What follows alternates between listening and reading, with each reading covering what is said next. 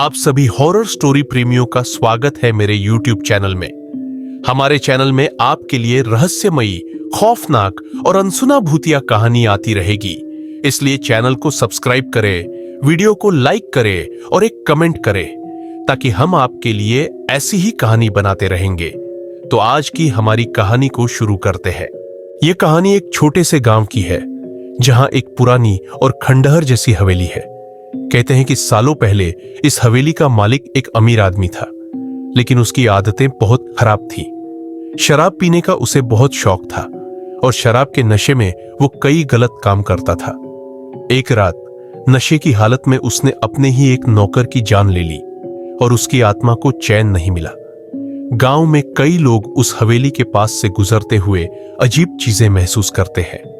कुछ लोग बताते हैं कि रात के अंधेरे में वहां से अजीब सी आवाजें आती हैं, जैसे किसी के हंसने या रोने की। कई बार वहां गुजरने वाले लोगों को एक आदमी की परछाई भी दिखाई देती है, जो हाथ में शराब की बोतल लिए दिखाई देता है।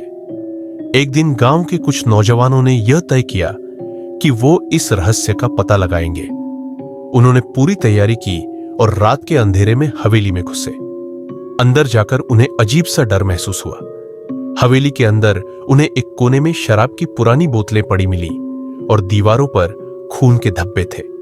तभी अचानक एक ठंडी हवा चली और उन्हें लगा कि किसी ने उनकी गर्दन पर हाथ रखा है।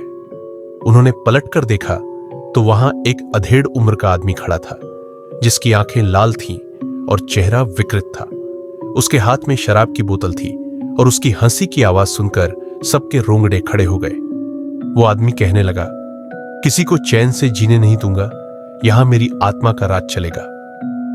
सभी नौजवान डर के मारे भाग निकले, लेकिन उनमें से एक वहीं गिरकर बेहोश हो गया। अगले दिन जब गांव वालों ने उसे वहां से उठाया तो उसने बताया कि वो आत्मा अब उसे हर जगह दिखाई देती है। तब से गांव के लोगों ने हवेली के पास जाना छोड़ दिया और कहते हैं कि उस पियक्कड़ आत्मा का प्रकोप आज भी वहां महसूस किया जा सकता है। गांव के लोग धीरे धीरे उस नौजवान की बातों पर विश्वास करने लगते हैं, जिसने हवेली में पियशी आत्मा का सामना किया था। उसके बाद से वह नौजवान हर रात डरावनी चीखें सुनता है और उसे लगातार उस पियक्कड़ आत्मा का चेहरा दिखाई देता है। वह अब इस आत्मा के आतंक से बच नहीं पा रहा था। गांव के बड़े बुजुर्गों ने उसे सुझाव दिया कि वह किसी बाबा से मिलकर पूजा करवाए ताकि आत्मा की शांति हो सके।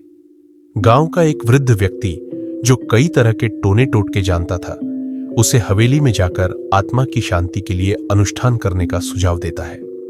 उस व्यक्ति ने बताया कि जिस दिन हवेली का मालिक मरा था, वह उस दिन भी शराब पी रहा था और तभी एक रहस्यमय घटना घटी थी, जिसकी वजह से उसकी आत्मा हवेली में बंध गई थी। फिर गांव के कुछ साहसी लोग और वह नौजवान एक बार फिर से रात में हवेली में जाते हैं। उनके पास एक दिया, कुछ पूजा की सामग्री और तुलसी की माला होती है। हवेली के अंदर जाते ही उन्हें फिर से ठंडी हवा का झोंका महसूस होता है और दीवारों पर अजीब सी परछाइयां दिखाई देने लगती है।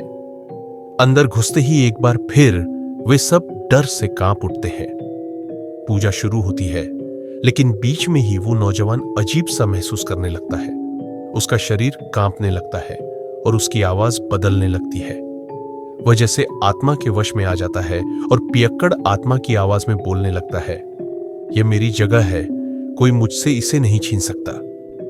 बाबा पूजा में तुलसी की माला उठाकर उसे उस नौजवान पर छिड़कते हैं और मंत्र पढ़ते हैं। जैसे जैसे मंत्र तेज होता है, वैसे वैसे उस नौजवान का शरीर शांत होने लगता है। तभी हवा में अजीब सी खुशबू फैलती है और एक आकृति दिखाई देती है। वह वही पियक्कड़ आदमी है जिसके हाथ में शराब की बोतल है। उसकी आंखें गुस्से से लाल है, लेकिन मंत्र सुनकर वह धीरे धीरे पीछे हटने लगता है। आखिरकार बाबा की शक्ति और मंत्रों के प्रभाव से पियक्कड़ आत्मा धीरे धीरे हवेली से बाहर निकल जाती है और हवेली में सब कुछ शांत हो जाता है। कहानी का अंत। लेकिन इस शांति के बाद भी कुछ अनसुलझे सवाल बाकी है। क्या पियक्कड़ आत्मा वास्तव में शांत हो गई या वह केवल किसी और वक्त का इंतजार कर रही है? गांव में लोग अब भी उस हवेली के पास से गुजरने से डरते हैं और कुछ का मानना है कि पियक्कड़ आत्मा अब भी आसपास भटकती है। इंतजार में कि कोई फिर से उस हवेली में कदम रखेगा। बाबा द्वारा किए गए अनुष्ठान के बाद हवेली में कुछ समय के लिए शांति छा जाती है, लेकिन कुछ महीनों बाद गांव में अजीब घटनाएं फिर से शुरू हो जाती है। रात के समय हवेली के पास से गुजरने वाले लोग अब भी किसी के हंसने और शराब की बोतल गिरने की आवाजें सुनने लगते हैं। एक रात गांव का एक और नौजवान रवि, जो इन घटनाओं पर विश्वास नहीं करता था, अपने दोस्तों के साथ चुनौती के रूप में हवेली में जाने का निश्चय करता है। उसे लगता है कि यह सब अंधविश्वास है और वह इसे एक रोमांचक अनुभव के तौर पर देखता है। उसके दोस्त उसे मना करते हैं, लेकिन वह नहीं मानता और अपने दोस्तों के साथ रात के समय हवेली में प्रवेश करता है। जैसे ही वे हवेली में दाखिल होते हैं, उन्हें वहां की हवा में अजीब ठंडापन महसूस होता है। वहां का माहौल बहुत डरावना था और वे हर कदम पर अजीब सी फुसफुसाहट सुन सकते थे। दीवारों पर पुरानी शराब की बोतलों के निशान अब भी थे और कुछ बोतलें अभी भी वही पड़ी थीं, जैसे कि हाल ही में इस्तेमाल हुई हो। रवि और उसके दोस्त आगे बढ़ते हैं, लेकिन अचानक एक पुरानी तस्वीर पर उनकी नजर पड़ती है। उस तस्वीर में वही पियक्कड़ आदमी दिखाई देता है जिसकी आत्मा के बारे में उन्होंने सुना था। उसकी आंखें तस्वीर में भी उतनी ही डरावनी और लाल दिखाई देती हैं। रवि हंसते हुए उस तस्वीर के सामने जाकर कहता है, तू कौन है रे? अगर है तो सामने आ। इतना कहने के बाद अचानक एक जोरदार हवा का झोंका आता है और तस्वीर में आदमी की आंखें जैसे जीवित हो उठती है। रवि के दोस्त घबरा जाते हैं और हवेली से बाहर भागने की कोशिश करते हैं, लेकिन दरवाजे अपने आप बंद हो जाते हैं। चारों तरफ एक भयानक सन्नाटा छा जाता है। अचानक रवि के शरीर में ठंडक सी महसूस होती है और उसके चेहरे का रंग बदलने लगता है। उसके दोस्त देख रहे होते हैं कि रवि का शरीर जैसे किसी और की पकड़ में आ गया हो। उसकी आंखें लाल हो जाती है और वह उन्हीं पियक्कड़ आत्मा की आवाज में बोलने लगता है, तुम लोग मुझे यहां से निकाल नहीं सकते। यह जगह मेरी है और मेरी आत्मा का बदला अभी बाकी है। रवि के दोस्तों को अब यकीन हो जाता है कि रवि उस आत्मा के वश में आ चुका है। वे किसी तरह दरवाजा तोड़कर बाहर निकलते हैं और गांव वालों को बुलाने के लिए दौड़ पड़ते हैं। गांव के कुछ लोग बाबा को फिर से बुलाते हैं, जो इस बार और भी शक्तिशाली अनुष्ठान करने का फैसला करते हैं। इस बार बाबा हवेली में आते हैं और समझते हैं कि आत्मा अब और भी क्रोधित और शक्तिशाली हो चुकी है। वह अपने नशे की लत में अपने किए गए गलत कामों का प्रायश्चित नहीं करना चाहती, बल्कि अपनी सजा और बंधन को झेलने के बजाय निर्दोष लोगों को अपने साथ खींच लेना चाहती है। कहानी का अंत अभी अधूरा है। क्या बाबा इस बार आत्मा को हमेशा के लिए मुक्त कर पाएंगे, या क्या आत्मा अपनी शक्ति से बाबा को भी पराजित कर देगी? अब तक के घटनाक्रम से गांव में भय का माहौल बन गया था। बाबा और गांव वाले रवि को बचाने और आत्मा का खात्मा करने के लिए हवेली में लौटते हैं। इस बार बाबा ने विशेष रूप से तैयार किया हुआ एक मंत्र और शक्ति सामग्री अपने साथ ले रखी है, ताकि वे आत्मा को पूरी तरह से शांत कर सके। हवेली के बाहर जमा गांव वाले और रवि के दोस्त दहशत में हैं। बाबा सबको सख्त हिदायत देते हैं कि किसी भी कीमत पर कोई हवेली के अंदर नहीं आएगा, चाहे कुछ भी हो जाए। बाबा अपने मंत्रों का जाप शुरू करते हैं और जैसे ही वे हवेली में प्रवेश करते हैं, वातावरण और भी भयानक हो जाता है। हवेली के अंदर घुप अंधेरा था और ऐसा लग रहा था कि जैसे आत्मा बाबा के आने का इंतजार ही कर रही थी। बाबा रवि के पास जाकर उसकी स्थिति को देखकर समझ जाते हैं कि आत्मा ने उसकी पूरी तरह से गिरफ्त कर ली है। रवि की आंखें खून जैसी लाल थीं और उसके चेहरे पर गुस्से की झलक थी। बाबा ने अपने मंत्रों का जाप जारी रखा और धीरे धीरे एक विचलित कर देने वाली चीख हवेली में गूंज उठती है। यह पियक्कड़ आत्मा की चीख थी जो खुद को मुक्त नहीं करना चाहती थी। जैसे ही बाबा ने अंतिम मंत्र का उच्चारण किया, आत्मा और अधिक उग्र हो गई। हवेली में सभी चीजें हिलने लगी। खिड़कियां, दरवाजे और पुरानी शराब की बोतलें एक एक करके फूटने लगी। बाबा ने अपनी शक्ति से उस आत्मा को चुनौती दी और अंततः आत्मा का आकार प्रकट हो गया। एक अधेड़ उम्र का आदमी, जिसका चेहरा बेहद डरावना और बदले की आग से भरा था। वह बाबा से कहता है, तुम मुझे यहां से नहीं हटा सकते, ये मेरी जगह है और मैं यहां हमेशा के लिए रहूंगा। बाबा ने उसे शांत करने की कोशिश की और कहा, तेरी मुक्ति का समय आ गया है। तेरी आत्मा को शांति मिलेगी अगर तू इस दुनिया को छोड़ दे। लेकिन आत्मा ने क्रोधित होकर बाबा पर हमला कर दिया। हवेली की दीवारों से एक अजीब सी ऊर्जा निकलने लगी, मानो आत्मा का गुस्सा हर कोने में फैल गया हो। बाबा ने आखिरी बार एक विशेष मंत्र का प्रयोग किया और अपने हाथ में रखी तुलसी की माला को आत्मा की ओर फेंका। माला आत्मा के संपर्क में आते ही जलने लगी और आत्मा की चीखों के साथ वह धीरे धीरे हवेली में धुएं के साथ घुलने लगी। कुछ ही पलों में आत्मा हवेली से बाहर हो गई और चारों तरफ सन्नाटा छा गया। रवि के शरीर से आत्मा का प्रभाव समाप्त हो गया और वह बेहोश होकर गिर पड़ा। बाबा ने उसे बाहर लाकर गांव वालों को सौंप दिया। सबने राहत की सांस ली, लेकिन बाबा ने चेतावनी दी कि अब भी हवेली में आत्मा के कुछ निशान बचे हो सकते हैं। बाबा ने गांव वालों को सलाह दी कि हवेली को हमेशा के लिए बंद कर दिया जाए और कोई भी उस जगह के पास न जाए। गांव में अब शांति लौट आई, लेकिन लोगों के मन में हवेली को लेकर भय हमेशा बना रहा। कहते हैं कि उस रात के बाद से किसी ने हवेली के आसपास शराब की बोतल गिरने की आवाज नहीं सुनी, परंतु कुछ लोग यह दावा करते हैं कि अंधेरी रातों में हवेली के पास से गुजरने पर अभी भी किसी के फुसफुसाने और दूर से सुनाई देती हल्की हल्की हंसी की आवाजें महसूस की जा सकती है। गांव वालों को लगता है कि उन्होंने आत्मा से हमेशा के लिए मुक्ति पा ली है। लेकिन कुछ समय बाद हवेली के आसपास फिर से अजीब घटनाएं होने लगती है। पहले तो लोग इसे भ्रम समझते हैं, लेकिन धीरे धीरे गांव के लोग महसूस करते हैं कि शायद आत्मा पूरी तरह से शांत नहीं हुई है। एक रात गांव का एक बुजुर्ग व्यक्ति, जो बाबा के अनुष्ठान का गवाह था, हवेली के पास से गुजरता है। अचानक उसे वहां किसी की फुसफुसाहट सुनाई देती है। वह रुकता है और अपने चारों ओर देखता है, लेकिन वहां कोई नहीं होता।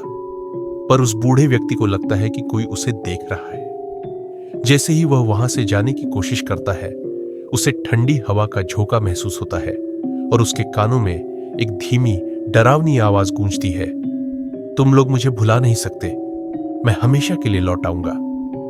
डरा हुआ वह व्यक्ति गांव में जाकर सबको इस घटना के बारे में बताता है। कुछ लोग उसकी बातों को नहीं मानते, लेकिन जो लोग पहले से हवेली के रहस्य को जानते थे, वे फिर से डर से भर जाते हैं। बाबा भी गांव छोड़ चुके थे और उनके बिना अब कोई नहीं था जो आत्मा को रोक सके। गांव के कुछ युवा जो इस घटना पर विश्वास नहीं करते थे, यह देखने का निश्चय करते हैं कि क्या वास्तव में आत्मा लौट आई है। वे रात को हवेली में जाते हैं और जैसे ही प्रवेश करते हैं, हवेली का माहौल बदल जाता है। हवा में ठंडक और भय का एहसास होता है। अंदर पहुंचते ही उन्हें लगता है कि कोई उन्हें देख रहा है। एक एक करके उनके साथ अजीब घटनाएं घटने लगती है। किसी का हाथ अपने आप खींचा जाता है, किसी के पैरों के पास अजीब सी परछाइयां दिखाई देती है। अचानक हवेली की दीवारों पर पुराने धब्बों से खून निकलने लगता है और उन्हें वही पुरानी बोतलें जमीन पर बिखरी दिखाई देती है। उनमें से एक युवक बोतल को उठाने की कोशिश करता है। तभी उसे एक हाथ महसूस होता है जो उसकी गर्दन पर कसता जा रहा है। उसकी सांसें रुकने लगती है और उसके चेहरे पर खौफ के साथ लाल निशान उभरने लगते हैं। आखिरकार उन युवकों में से एक किसी तरह भागकर बाहर आ जाता है और गांव के लोगों को बुलाता है। अब पूरा गांव इस बात को मानने को मजबूर हो जाता है कि पियक्कड़ आत्मा अभी भी वहां है और भी शक्तिशाली बन चुकी है। गांव वाले एक बार फिर बाबा को बुलाने का निर्णय करते हैं, लेकिन इस बार उनके मन में सवाल उठता है, क्या आत्मा का कभी अंत हो सकता है या वह हमेशा के लिए उसी हवेली में फंसी रहकर किसी और का इंतजार करती रहेगी। गांव अब भी उस हवेली के पास से गुजरने से डरता है और कुछ का मानना है कि आत्मा का आतंक समय के साथ और बढ़ता जाएगा। गांव के लोग महसूस करने लगते हैं कि हवेली का भूतिया आतंक अब सिर्फ हवेली तक सीमित नहीं है। कई ग्रामीणों ने बताया कि उन्होंने आत्मा को गांव के आसपास भी देखा है। एक रात एक किसान अपने खेत से लौट रहा था जब उसने देखा कि एक धुंधली आकृति उसके पीछे पीछे चल रही है। वह आकृति वही पियक्कड़ आत्मा थी जिसकी लाल आंखें गुस्से और नशे से भरी हुई थी। अब पूरे गांव में दहशत फैल गई। लोग दिन में भी अकेले घर से बाहर निकलने से कतराने लगे। इस बार गांव के सरपंच ने निर्णय लिया कि किसी तरह से बाबा को ढूंढकर उन्हें वापस बुलाया जाएगा ताकि आत्मा को हमेशा के लिए रोका जा सके। बाबा को ढूंढने के लिए गांव के कुछ लोग पड़ोसी गांवों में गए जहां बाबा को आखिरी बार देखा गया था। कई दिन की खोजबीन के बाद बाबा को एक दूर दराज के गांव में ढूंढ लिया गया। जब गांव वालों ने उन्हें पियक्कड़ आत्मा की वापसी के बारे में बताया तो बाबा को हैरानी हुई। उन्होंने बताया कि इतनी शक्तिशाली आत्मा को नियंत्रित करने के लिए साधारण अनुष्ठान पर्याप्त नहीं है। बाबा ने कहा, इस बार हमें आत्मा को न सिर्फ शांत करना होगा बल्कि इसे पूरी तरह से मुक्त करना होगा, नहीं तो यह और भी भयानक रूप ले सकती है। बाबा गांव लौट आए और उन्होंने एक बड़े अनुष्ठान की योजना बनाई। इस अनुष्ठान के लिए उन्हें कई दुर्लभ सामग्री और विशेष मंत्रों की आवश्यकता थी। उन्होंने गांव के लोगों को चेताया कि इस बार अनुष्ठान के दौरान कुछ भी असामान्य हो सकता है और सभी को सावधानी बरतने की जरूरत है। अंततः अनुष्ठान की रात आ गई। बाबा और गांव के कुछ लोग हवेली में एकत्र हुए। बाबा ने चारों दिशाओं में दीपक जलाए और अनुष्ठान का प्रारंभ किया। जैसे ही बाबा ने मंत्रों का उच्चारण शुरू किया, हवेली में अजीब घटनाएं घटने लगी। दीवारें खुद ब खुद हिलने लगी और हवेली के अंदर से आत्मा की चीखें सुनाई देने लगी। आत्मा की गूंजती हुई आवाज हवेली के हर कोने में फैल गई। मुझे यहां से कोई नहीं हटा सकता। मैं वापस आऊंगा और इस बार मैं किसी को नहीं छोड़ूंगा। बाबा ने अपनी पूरी शक्ति से मंत्रों का जाप करना जारी रखा। धीरे धीरे आत्मा का धुआंनुमा आकार प्रकट होने लगा और वह बाबा पर हमला करने की कोशिश करने लगी। लेकिन बाबा ने एक विशेष मंत्र पढ़कर आत्मा को चारों दिशाओं में बने दीपकों के घेरे में कैद कर दिया। आत्मा ने छटपटाते हुए चीखना शुरू कर दिया, लेकिन वह बाहर निकलने में असमर्थ थी। बाबा ने अंतिम मंत्र के साथ तुलसी की माला को आत्मा के ऊपर फेंका। माला के छूते ही आत्मा की चीखें तेज हो गई और उसका धुआं धुंधला पड़ने लगा। कुछ ही पलों में आत्मा धीरे धीरे गायब होने लगी और अंततः हवेली में एक गहरा सन्नाटा छा गया। क्या आत्मा पूरी तरह से मुक्त हो गई? बाबा ने गांव वालों को बताया कि उन्होंने आत्मा को शांत कर दिया है, लेकिन इस आत्मा का गुस्सा इतना गहरा था कि इसे मुक्त करने में भी संदेह है। उन्होंने चेतावनी दी कि कोई भी फिर से हवेली के पास न जाए। गांव वालों ने बाबा के निर्देश का पालन किया और उस हवेली को हमेशा के लिए छोड़ दिया। गांव अब शांति की ओर लौट रहा था, लेकिन हवेली के पास से गुजरने वाले कुछ लोग अब भी कभी-कभी एक अजीब सी आवाज सुनने का दावा करते हैं। यह आवाज पियक्कड़ आत्मा की आखिरी चेतावनी हो सकती है, या शायद वह सचमुच कहीं और लौटने का इंतजार कर रही है। अगर आपको ये कहानी पसंद आई तो इसे लाइक करें, शेयर करें और चैनल को सब्सक्राइब करना न भूलें। अगली बार हम लेकर आएंगे एक और खौफनाक कहानी जो आपके रोंगटे खड़े कर देगी। क्या आप तैयार हैं अगली डरावनी रात के लिए?